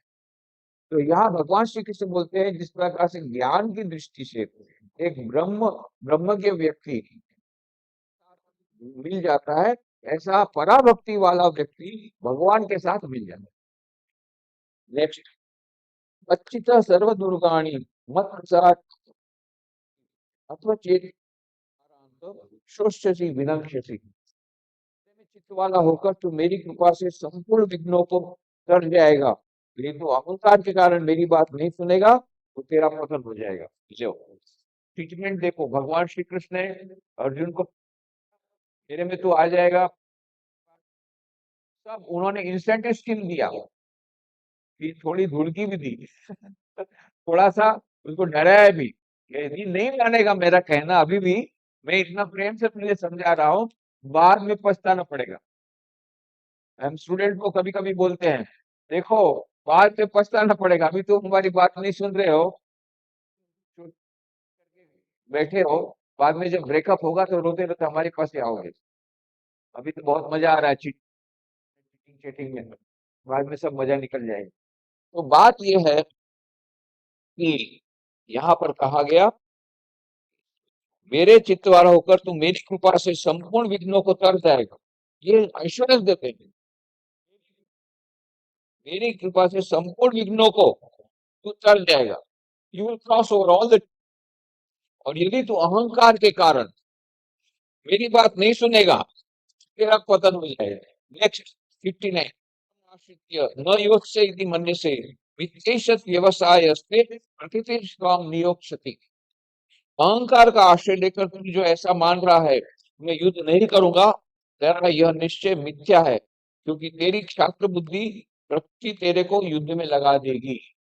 अब यहाँ पर श्री कृष्ण से समझा रहे हैं कि ये जो सारा बात प्रथम अध्याय में जब अर्जुन विषाद योग में जब श्री कृष्ण को अर्जुन ने कहा मैं युद्ध नहीं करूंगा, क्योंकि कायरता उसमें आ गई थी सब सामने वाले को देख करके, और बैठ गया।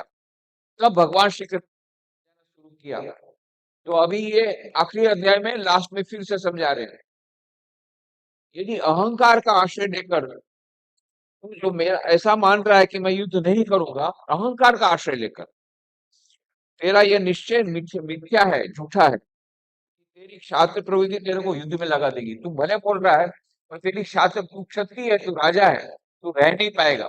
ये टेम्पररी वैराग्य तेरा आया, उसको मरकट वैराग्य बोलते हैं। वैराग्य दो प्रकार का होता है, एक सच्चा वैराग्य, एक मरकट वैराग्य। मरकट वैराग्य मतलब बंदर का वैराग्य, टेम्पररी वैराग्य। श्मशान वैराग्य भी उसको बोलते हैं। श्मशान में गए और देखा, अरे हमारे पिताजी हो गया, हमारे भाई का ऐसा हो गया, जल के भस्म हो गया, इसी का नाम जीवन है। बस तुरंत सन्यास ले लिया। और ये लोग घर वाले सब रो रहे हैं, जाकर के सन्यास ले लिया। फिर 2 महीने बाद लेटर आया बनारस से, आप लोग चिंता मत करना, मुझे अच्छी नौकरी मिल गई है, आप लोगों को बुला लूंगा। सब हवा, 2 दिन के बाद वैराग्य हवा हो गया, नौकरी भी शुरू कर दिया उधर बनारस। तो ये भगवान श्री रामकृष्ण कहते हैं ये मरकट वैराग्य है, श्मशान वैराग्य। तो ये भगवान श्री कृष्ण तेरा भी वैराग्य है ना, स्मशान वैराग्य है। तू क्षत्रिय है तो बाद में पड़ेगा तुझे। नेक्स्ट, निबद्ध स्वेन कर्मणा कर्तुम नेच्छसि यन्मोहात् करिष्यस्य वशोऽपि तत्। हे कुंती नंदन, अपने स्वभावजन्य कर्म से बंधा हुआ तू मोह के कारण जो नहीं करना चाहता उसको तू परवश होकर करेगा। You will be, why? Because your nature will force you. तुम्हारा स्वभाव ही तुमको युद्ध में प्रवृत्त करेगा। अभी तू यदि नहीं भी बात सुनेगा, बाद में तुझे करना ही पड़ेगा तेरे स्वभाव के वास्ते। नेक्स्ट, मोस्ट इंपॉर्टेंट श्लोक, ईश्वर हृदय अर्जुन तिष्ठति भूतानि यंत्रारूढ़ानि माया तमेव। फिर नेक्स्ट, तमेव शरणं गच्छ सर्वभावेन भारत तत्प्रसादात् स्थानं प्राप्स्यसि शाश्वतम्। श्लोक नंबर 61 एंड 62, वेरी इंपॉर्टेंट श्लोक ऑफ द 18th चैप्टर, जहां पर भगवान श्री कृष्ण ने अपना सीक्रेट लीक आउट कर दिया, पूरा सीक्रेट लीक आउट कर दिया, पूरा रहस्य का उद्घाटन। ईश्वर सर्वभूतानां, ईश्वर सभी मनुष्य में, हे अर्जुन, ईश्वर संपूर्ण प्राणियों के हृदय में रहता है और अपनी माया से शरीर रूपी यंत्र पर आरूढ़ हुए संपूर्ण प्राणियों को उनके स्वभाव के अनुसार भ्रमण कराता रहता है, लाइक ए मशीन ऑपरेटर। जैसे मशीन ऑपरेटर मशीन, ऐसा भीतर में ईश्वर जाकर के उसको प्रेरणा देते हैं काम करने के लिए। और फिर क्या बोलते हैं, भाव अर्जुन, भाव से उस ईश्वर की शरण में चला जा, उसकी कृपा से तो परम शांति, संसार से सर्वतोपगति, सर्व परम शांति को और अविनाशी परम पद को प्राप्त हो जाएगा। दो चीज मिलेगी, परम शांति और परम पद, दोनों मिल जाएगा यदि तू उस ईश्वर की शरण में आ जाए। शरणागति का मार्ग बताता है। जब किसी के मन में, किसी के जीवन में बड़ी क्राइसिस आ जाए, ऐसा बड़ा संकट आ जाए, मेंटल क्राइसिस आ जाए, ही ब्रेक्स डाउन, सारे दरवाजे बंद हो गए, बस अब मेरे लिए दूसरा कोई उपाय नहीं बचा है।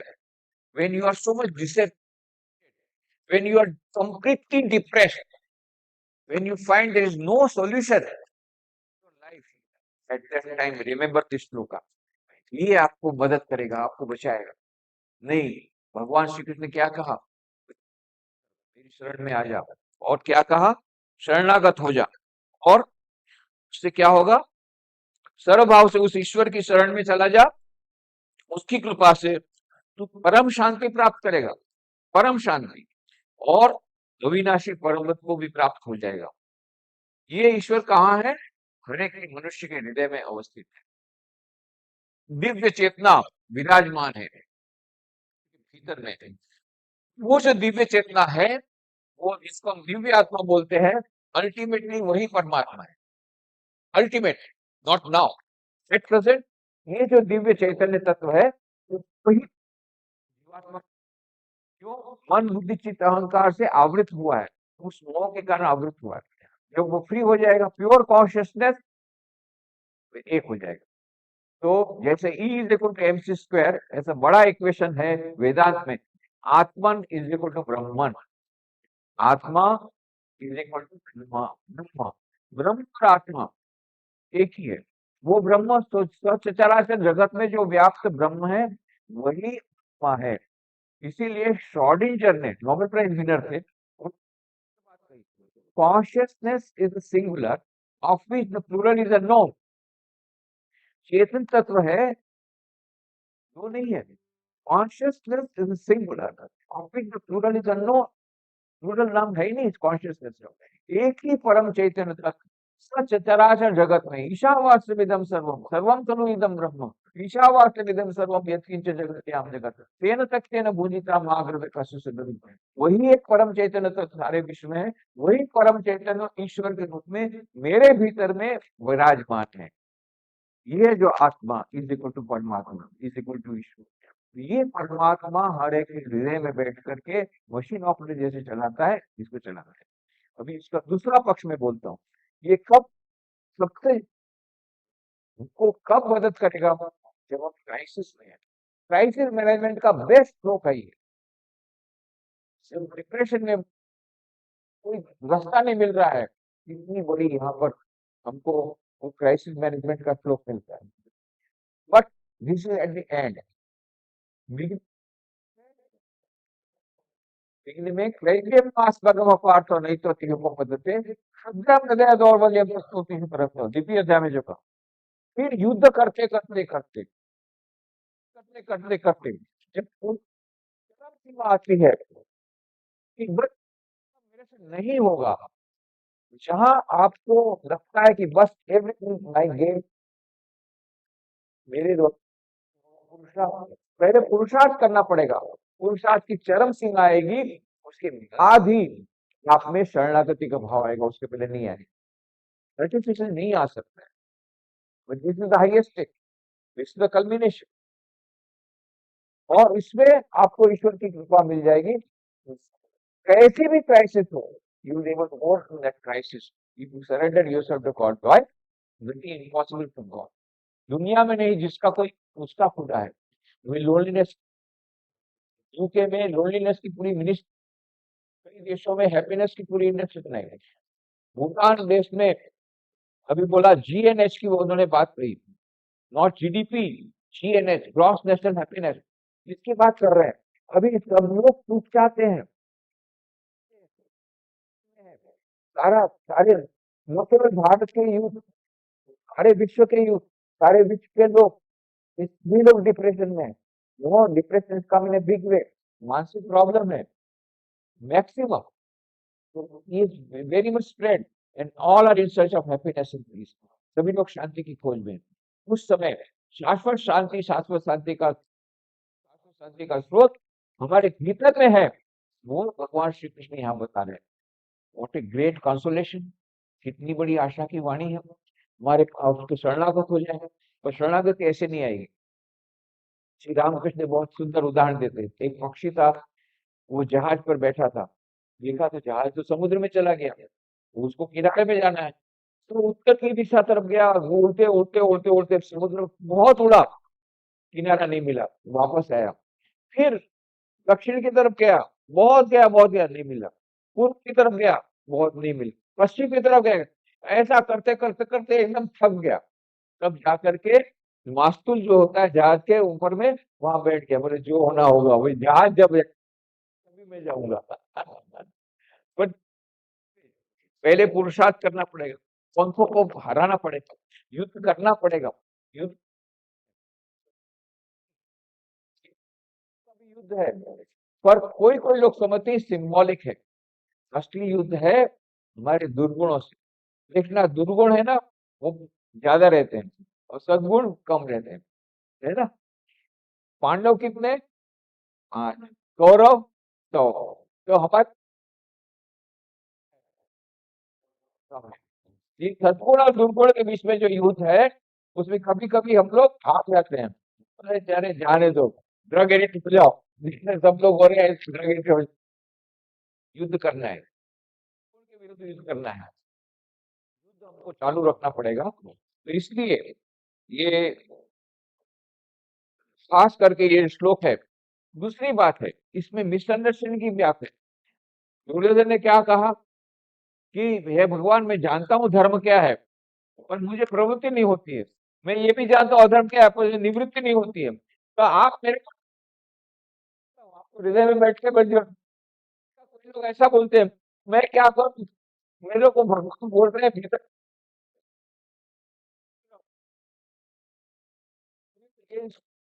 बोलते हैं। तो देखो, जो श्री रामकृष्ण ने क्या कहा, उनको पूछ, भगवान की इच्छा वो होता है, किसी का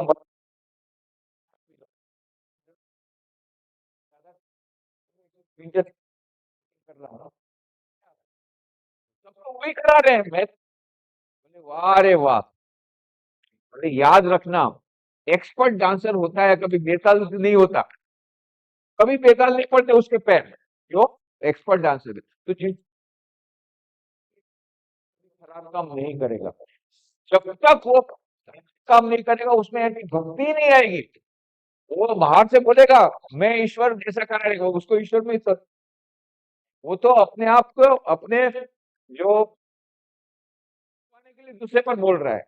वो सुंदर कहानी बोलते थे, सब लोग बोलते हैं ना कि भाई ईश्वर की इच्छा के बिना तो कुछ नहीं होता। एक बहुत बंगला में गीत है, সকলই তোমার ইচ্ছা, ইচ্ছাময়ী তারা তুমি, তোমার কর্ম তুমি করো, লোকে বলে করি আমি, তুমি যন্ত্র আমি যন্ত্রী, আমি যন্ত্র তুমি যন্ত্রী, আমি ঘর তুমি ঘরণী, যেমন চালাও তেমনি চলি, हे भगवान मैं यंत्र हूँ,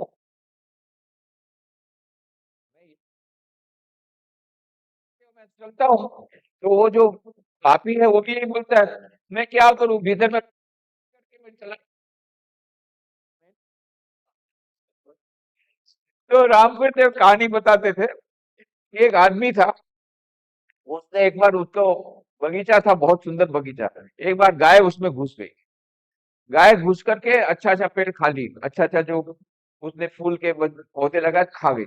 और उसको उसने जोर से ऐसा मारा तो गाय वहीं मर गई। तो वो डर गया, मुझे गोहत्या का पाप लगेगा, क्या करूं। उतने में गोहत्या का पाप आया, बोले तुमने ये गाय को मारा है, अभी मैं गोहत्या का पाप हूं, तुम्हारे पर आऊंगा, मैं तुम्हारे पर जाऊंगा। तो उसने सोचा रे बाबा, गोहत्या का पाप तो बहुत, उसका सजा बहुत मिलेगी। हाँ, बुद्धिमान था। देखो, सब तो काम देवता का है, तो मैंने नहीं मारा, इंद्र ने मारा। क्यों? आपका जो इंद्र है, मैंने थोड़ी मारा, मेरे हाथ से निकला। तो इंद्र हाथ को देखता है, तो बोले मैंने नहीं मारा, इंद्र को मारा। तो गए इंद्र के पास, मैंने कहा मारा गाय को, बोले नहीं, उसने बोला ब्राह्मण ने कि इंद्र ने मारा। तो फिर इंद्र ने क्या किया, वेश परिवर्तन करके वहां पर गार्डन में आया। बोले ये गार्डन किसका है, इतना सुंदर गार्डन मेरा है। अच्छा ये पेड़ कैसे लगा, मैंने लगाया। ये किसने लगाया, मैंने लगाया, मैंने लगाया, मैंने सब किया, मैं इलेक्ट्रिक सब लाया हूँ, सब से बताते जा रहा है। मरी गई, अच्छा ये गाय किसने मारी, बोले वो तो इंद्र ने मारी। बोले वाह रे बेटा, ये काम तुमने किया, किया है। वो मतलब जब गाय मारा तो बोले इंद्र ने किया, हाँ? तो वेश परिवर्तन करके इंद्र ने फिर अपना स्वरूप बताया। हम लोग ऐसे ही हैं, वो ब्राह्मण के समान, बोले मैंने कोई थोड़ा खराब काम थोड़ी किया है, वो तो भगवान ने कराया है, मैंने किया है। तो अपने आप को धोखा मत देना, ये श्लोक का गुरु मत करना, महान श्लोक है। तो अभी नेक्स्ट में आते हैं 63। इति ते ज्ञानमाख्यातम गुह्यात गुह्यतरम मया विमृतैः तदशेषेण यथेच्छति तथा। अब एकदम भगवान श्री कृष्ण अंतिम समय में कितनी सुंदर बात करते हैं, भगवान अर्जुन को कैसा समझा रहे हैं। ये गुह्य सीक्रेट लीक आउट कर दिया, मैंने कहा ना, भगवान श्री कृष्ण बोलते हैं गुह्य से गुह्यतर, एकदम सीक्रेट मैंने तुझे आज बता दी, गुह्य से भी गुह्यतर ज्ञान मैंने तुझे कह दिया। मतलब कौन सा ज्ञान, शरणागति वाला ज्ञान। अब तू इस पर अच्छी तरह से विचार करके जैसा चाहता है कर। देखो भगवान श्री कृष्ण कैसे बोले, ये नहीं बोलता ऐसा कर, बोले तू सब सुन ले, फिर तुझे जो करना है पूरी फ्रीडम देते हैं। He is giving freedom to choose, ऐसा नहीं कि इम्पोज करते अपने बात। That is the greatness about Swami Vivekananda. उन्होंने कहा मैंने जो कहा है उसको सोच विचार करके लेना हो तो लो। भगवान श्री कृष्ण क्या कहते हैं, मैंने तुमको बताया, तुमको जो करना है करो, पूरी फ्रीडम देते हैं। नेक्स्ट लो, सर्वगुह्यतमं भूय शृणु मे परम वच इष्टोसि मे दृढ़मिति ततो वक्ष्यामि ते हितम। सबसे अत्यंत गोपनीय वचन तू फिर से मेरे से सुन। फिर से सीक्रेट लीक आउट कर रहे, फिर से उसी सीक्रेट को अच्छी तरह बता रहे। सबसे अत्यंत गोपनीय, गोपनीय मतलब एकदम छुपा के रखा हुआ ट्रूथ आज मैंने तुमको प्रकट कर दिया। सबसे अत्यंत गोपनीय वचन तू फिर से मेरे से सुन, तू मेरा अत्यंत प्रिय है। देखो भगवान खुद बोल रहे हैं तू मेरा अत्यंत प्रिय है, अर्जुन को बोल रहे हैं, उनको भी बोल रहे हैं। अर्जुन तो एक माध्यम है, सारे विश्व के लोगों को बोल रहे हैं तू मेरा अत्यंत प्रिय है, इसलिए मैं तेरे हित की बात करूंगा, मैं तेरे हित की बात करूंगा। उसको समझा रहे हैं अर्जुन को, अरे मैं जो तुमको समझा रहा हूं तेरे हित के लिए कर रहा हूं, तेरे हित के लिए सब बातें पढ़ रहा हूं। क्यों? मैं तुझे बहुत प्यार करता हूँ। कैसी बात करते हैं? भगवान श्री कृष्ण कहाँ तक आ गए? देखो तो सही। इतने भावुक होकर के कितना प्रेम से अर्जुन को समझा। और फिर क्या बोलते हैं? नेक्स्ट, मन मना भव मद्भक्तो मद्याजी माम नमस्कुरु वैश्यसि सत्यम ते प्रति जाने प्रियोसी में। आह, क्या कहा? तू मेरा भक्त हो जा। 65, मन मना भव मद्भक्तो मद्याजी माम नमस्कुरु मामे वैश्यसि सत्यम ते प्रति जाने प्रियोसी में। तू मेरा भक्त हो जा, मेरे में मेरा पूजन करने वाला हो जा और मेरे को नमस्कार कर। ऐसा करने से तू मेरे को ही प्राप्त हो जाएगा। यह मैं तेरे सामने सत्य प्रतिज्ञा करता हूँ। भगवान श्री कृष्ण बोल रहे हैं, सत्य प्रतिज्ञा करता हूँ। प्रतिज्ञा और सत्य प्रतिज्ञा कैसे समझा रहे हैं अर्जुन को? मैं सत्य प्रतिज्ञा कर, तू मेरे को प्रणाम कर, मेरे से नमस्कार कर। क्यों बोल रहा हूँ? क्योंकि तू मेरा अत्यंत प्रिय है। कैसा बोल रहे हैं? सत्य प्रतिज्ञा करके कहता हूं तू मेरा अत्यंत प्रिय है, इसलिए मैं तुझे ये सलाह दे रहा हूं। कितना प्रेम से सत्य है, कितना प्रेम भगवान श्री कृष्ण का अर्जुन के प्रति थी और अर्जुन के माध्यम से हम लोगों के प्रति। नेक्स्ट 66, ये एपिटोम क्लाइमेक्स आ गया अभी। This is the shloka of the climax shloka. सर्वधर्मान, बहुत वेल नोन श्लोका। सर्वधर्मान परित्यज्य मामेकम शरणम व्रज अहम पापेभ्यो मोक्षयिष्यामि मा शुचः। संपूर्ण धर्मों का आश्रय छोड़कर तू केवल मेरी शरण में आ जा, मैं तुझे संपूर्ण पापों से मुक्त कर दूंगा। चिंता मत करो। कितना सुंदर, सारे विश्व के लिए कितनी बड़ी आश्वासन की वाणी, कितनी आशा की वाणी। भगवान श्री कृष्ण क्या बोलते हैं? सब धर्मों का, धर्मों का मतलब ये नहीं कि एक मनुष्य को बोला भाई तू धर्म परिवर्तन क्यों किया? बोले भगवान श्री कृष्ण का तेरा धर्म छोड़ दे, तो मैंने हिंदू धर्म छोड़ करके क्रिश्चियन बन गया।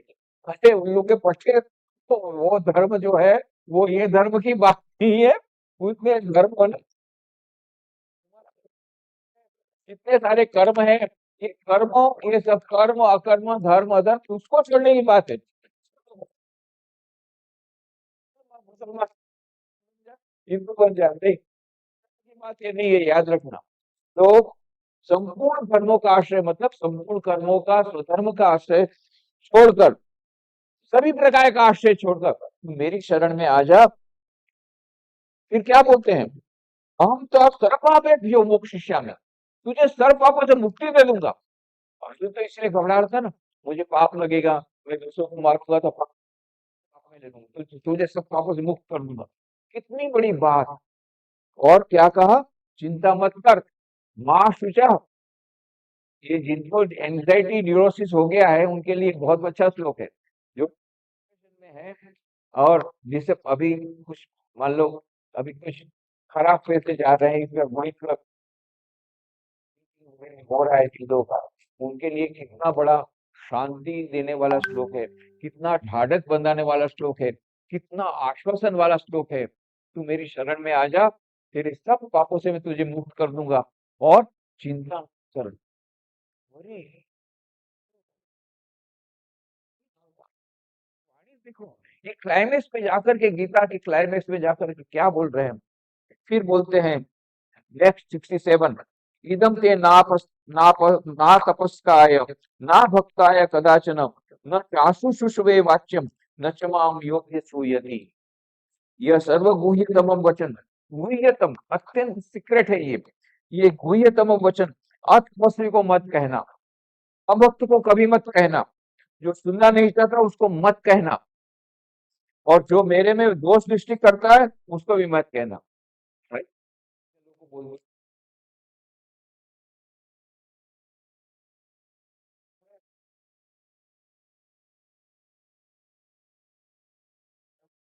भाव है तुम्हें, थोड़ा सा तो भक्ति का भाव है, नहीं तो तुम लोग ऑफ नहीं करते। कंपलसरी कोर्स रहता तो मैं समझ जाता कि आप लोग उसके लायक नहीं हैं, पर आपने खुद ने ऑफ किया है, तो मैं एज्यूम करता हूँ कि आपको थोड़ी सी तपस्या का भाव है, थोड़ा भक्ति, और दोष दृष्टि आपकी भगवान श्री कृष्ण में रहती है।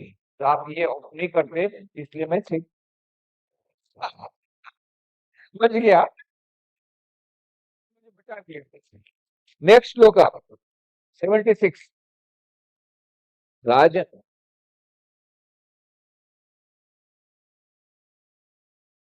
उसके बाद में 67 के बाद सीधा 76 हो गया। अच्छा चलो 76 पे आते हैं, जल्दी से पूरा करना है। 1256 हो गया। तो अभी संजय बोल रहे हैं, लास्ट के 7 श्लोक है वो संजय के हैं। Let us come to 76।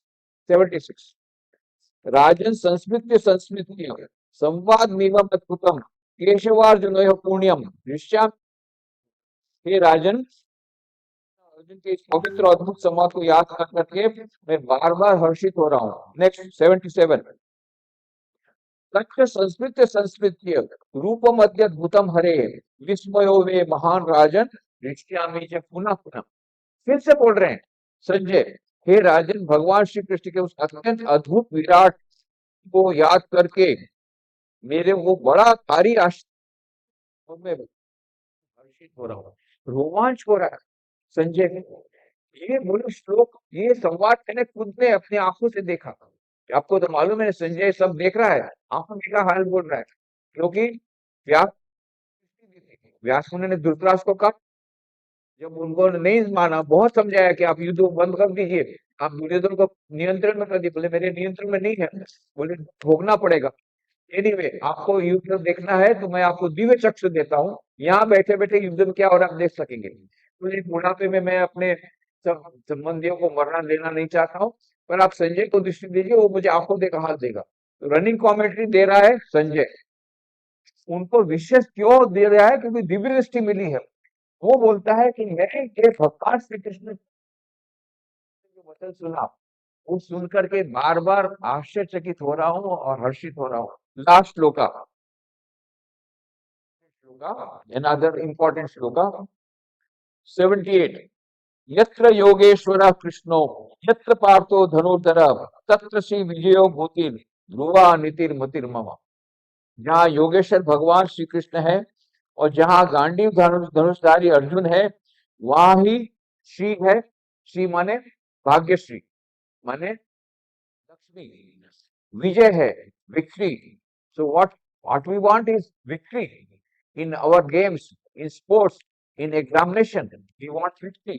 Then we want see, we want prosperity, vibhuti, we want name and fame, publicity, or recognition, or awards, और अचल नीति है, ऐसा मेरा मत है। क्या बोलते हैं, जहाँ योगेश्वर भगवान श्री कृष्ण है, जहाँ गांडीव धनुषधारी अर्जुन है, वही श्री है, विजय है, विभूति है और अचल नीति है।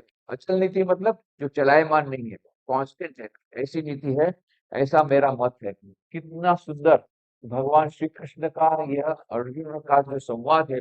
संजय ने, जहाँ जहाँ अर्जुन है गांडीवधारी, जहाँ भगवान श्री कृष्ण है, वहां ये सब रहेगा। तो जो भी भगवत गीता का पाठ करेगा, जो भी भगवत गीता का पाठ करेगा, यदि श्रद्धापूर्वक करेगा तो बहुत अच्छा रिजल्ट मिलेगा, नहीं श्रद्धापूर्वक करेगा तो भी थोड़ा रिजल्ट मिलेगा।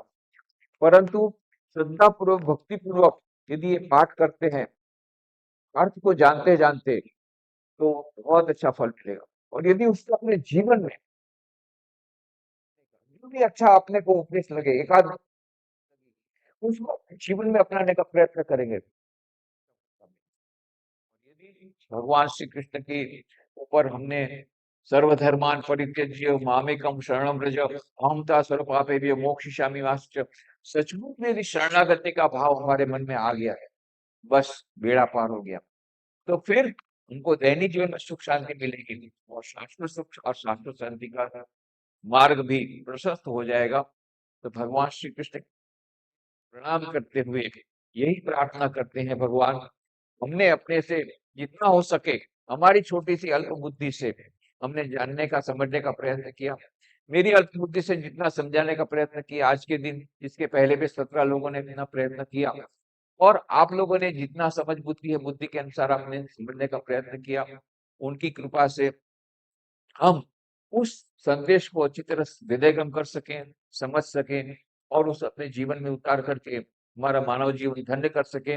ऐसी प्रार्थना भगवान श्री कृष्ण के चरण में करते हुए आप दिव्य चेता विराजमान है, उसको प्रणाम करते हुए और आयोजकों को बहुत बहुत उन्होंने मुझे यह अवसर दिया